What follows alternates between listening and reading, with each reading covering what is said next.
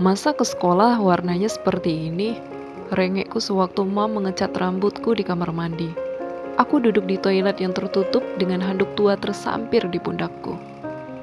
Aku suka rambutmu, aku tidak akan menyuruhmu kalau menurutku tidak penting. Mom melangkah mundur dan mengamati kepalaku untuk memeriksa apakah ada yang terlewatkan olehnya. Nah, semua sudah dicat, sekarang tinggal menunggu sampai warnanya meresap. Baiklah, Mom akan menjelaskan ini padaku sekarang kan? Selama 5 detik, Mom tampak gelisah. Dia pun duduk di ujung bak mandi dan melipat kedua tangan di pangkuannya. Yang terjadi hari ini normal, katanya. Aku jadi ingat saat Mom memberitahu tentang haidku. Atau bagaimana dia membahas topik tentang seks. Semuanya klinis dan rasional. Semua disampaikan dengan sempurna, seolah sudah melatih pembicaraan itu selama bertahun-tahun. Halo, normal bagaimana? Baiklah, tidak normal, kata Mom dengan cepat.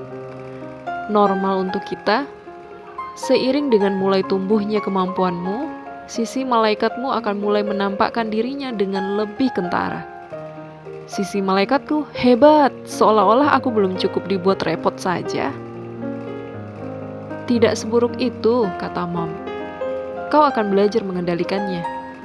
Aku akan belajar mengendalikan rambutku? Mom tergelak. Ya, akhirnya kau akan belajar cara menyembunyikannya, meredupkannya sampai tidak terlihat oleh mata manusia. Tapi untuk saat ini, mengecat sepertinya cara yang termudah.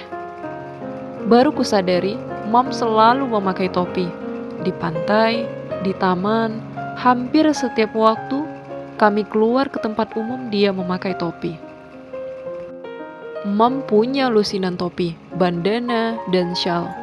Aku selalu menganggap itu karena Mom orang zaman dulu. Jadi Mom juga begitu? Tanyaku. Dia menoleh ke pintu sambil tersenyum samar. Masuklah Jeffrey.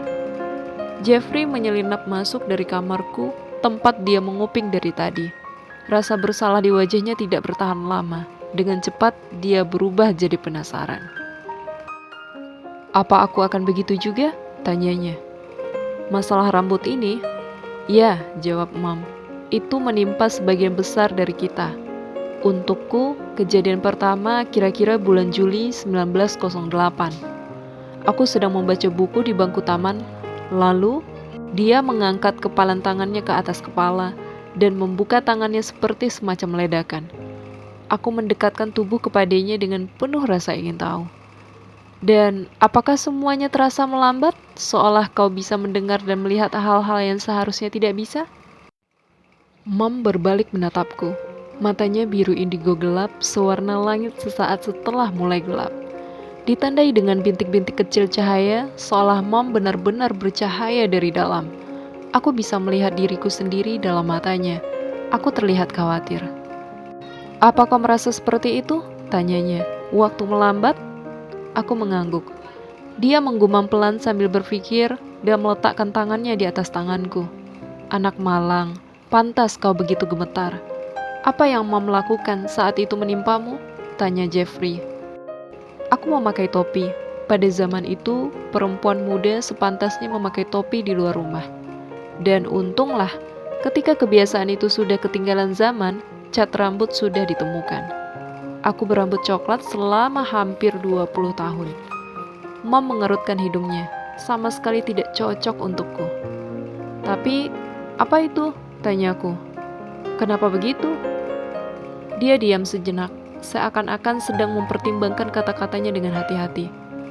Ini adalah bagian dari mencapai kemuliaan. Mom tampak sedikit kurang nyaman. Seakan-akan kami belum cukup bisa dipercaya menerima informasi ini. Nah, sudah cukup pelajaran hari ini.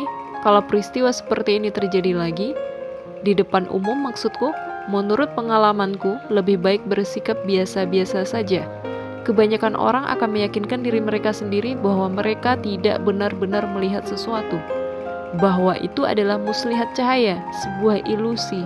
Tetapi tidak ada salahnya kalau kau lebih sering memakai topi mulai sekarang, Jeffrey, untuk berjaga-jaga.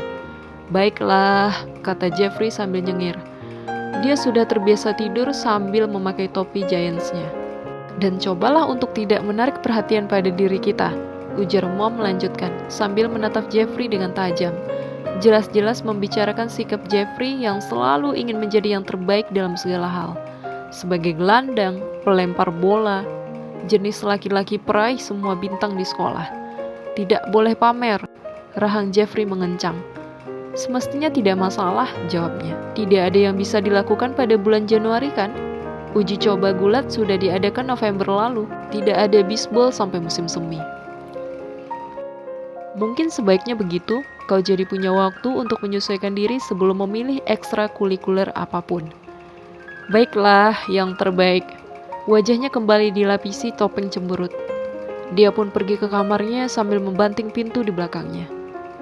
Baiklah, jadi itu sudah beres, kata Mom, berbalik ke arahku sambil tersenyum. Ayo kita cuci rambutmu.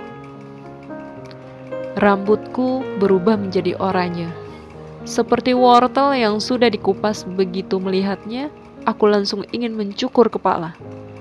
Akan kita perbaiki, janji Mom, berusaha keras untuk tidak tertawa. Besok pagi-pagi sekali, aku bersumpah. Selamat malam. Aku menutup pintu di depan wajah Mom. Kulemparkan diriku ke tempat tidur dan menangis lama sekali. Sebegitu saja peluangku untuk membuat terkesan pemuda misterius berambut coklat yang indah itu.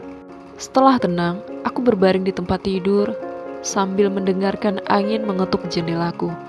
Hutan di luar terasa sangat besar dan gelap. Aku bisa merasakan pegunungan. Besarnya kehadirannya tampak menjulang di belakang rumah. Banyak peristiwa yang tidak bisa kukendalikan sedang terjadi sekarang. Aku sedang berubah dan aku tidak bisa kembali seperti dulu lagi.